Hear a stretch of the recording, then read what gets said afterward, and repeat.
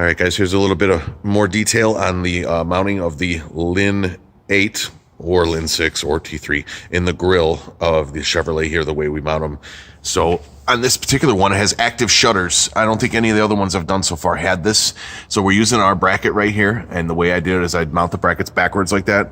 It allows me to affix the bracket to the grill first.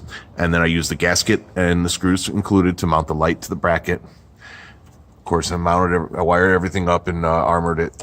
We're going to take this wire back this way and down here, and I'm going to attempt to show you where it goes through.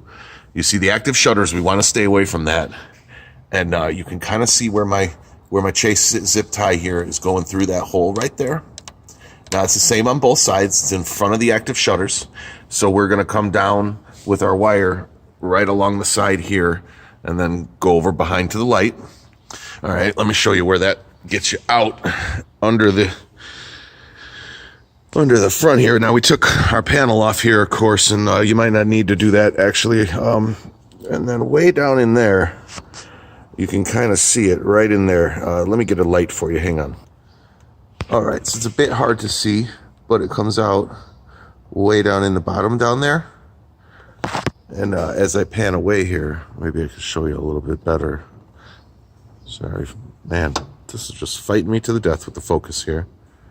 There we go. Alrighty, see, so the shot is right there. See how the zip tie kind of curves around? That's where you're aiming. And I actually shot the zip tie from the top down and was able to go right through the hole. It came right out in the grill.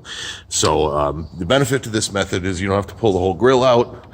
You can see here, basically the grill's intact, and we're gonna do the same over here, which is already done. We're gonna end up pulling up back here, and we'll take that wire right along here, probably under this fastener behind there, and I'll probably just go along behind here over to here. And when I get both these wires up here, I'm going to leave a good couple of feet, probably a good 24 inches of coiled wire, just in case somebody wants to pull the grill off. They don't need to cut the wires. They can free up the wire and then take the grill off and set it down on the ground.